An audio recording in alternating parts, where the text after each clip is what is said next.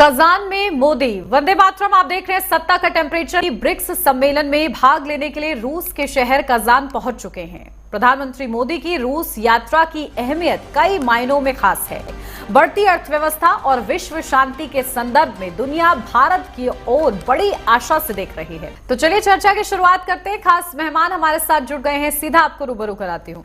हमारे साथ तनुज दीक्षित राजनीतिक विश्लेषक जुड़ गए हैं। तनुज जी, आपका भी बहुत स्वागत। तनुज जी, सीधा आपके पास आती हूँ क्योंकि हाल ही में चाइना और भारत के बीच पेट्रोलिंग को लेकर खास तौर से सहमति बनी है, जो कि लंबे समय से चर्चा चल रही थी। देखिए, निश्चित रूप से जिस तरीके से रशिया की कजान में अभी जो ब्रिक्स सम्मेलन हो रहा है, सबसे पहले ब्रिक्स का जो अर्थ है वो लोगों को समझना होगा कि Brazil, Russia, India, China and south Africa, in 5 countries की एक समिट हो रही है जिसके अंदर वर्ल्ड की 41% पॉपुलेशन इन्वॉल्व होती है। 24% के आसपास वर्ल्ड की जीडीपी इन्वॉल्व होती है इस समिट के अंदर, और लगभग 16% दुनिया का ट्रेड, वर्ल्ड ट्रेड इसके अंदर इन्वॉल्व होता है।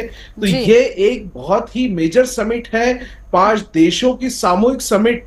ना सिर्फ आपसी अच्छे तालमेल बल्कि आपसी अच्छी आंतरिक सुरक्षाएं और सुरक्षाओं को लेकर के चर्चाएं भी इस समिट के दौरान हिस्से में हैं। ऐसे में भारत के प्रधानमंत्री माननीय नरेंद्र मोदी जी का रशिया में पहुंचना, कजान में पहुंचना और उस कंट्री के वहां पर जाकर व्लादिमीर पुतिन, जो कि रशिया के प्रेसिडेंट है, उनके साथ में जिस तरीके की बातें हो रही हैं, निश्चित रूप से ये एक संकेत है कि भारत का जो प्रतिनिधित्व है और भारत का जो अब वजूद है वो ग्लोबली एक अंतरराष्ट्रीय स्तर पर बहुत ही मजबूत है। ऐसे में चाइना को भी कई सारे समझौते ना चाहते हुए भी भारत के साथ करना पड़ते हैं।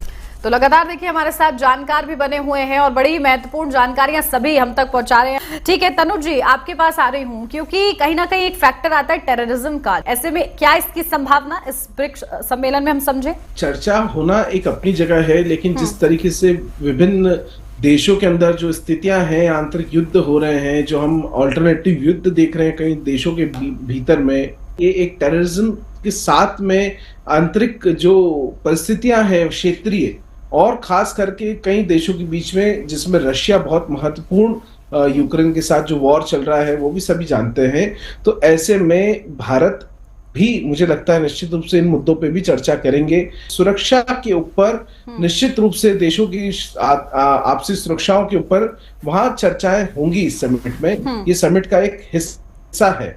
मुझे लगता है कोई ना कोई ऐसा आउटकम, ऐसी चीजें निकलेंगी जिससे जो कई सारे देश इस समय अलग अलग माहौल से प्रभावित हैं, वो निश्चित रूप से इन सभी जो सिचुएशन है उनसे बाहर आएंगे। जो तनुज जी ने जिक्र किया है, उन्होंने भी बताया कि ये कितना महत्वपूर्ण फैक्टर है। देखिए, आपने टेररिज्म की बात करी, सिक्योरिटी की बात कर रहे हैं तनुज जी, तो मैं ये बताऊंगी कि टेररिज्म से अफेक्टेड कंट्री जो है उसमें भारत है। बहुत शुक्रिया आप तीनों का, ये इतने अच्छे से विस्तार से हमारे साथ चर्चा के लिए जुड़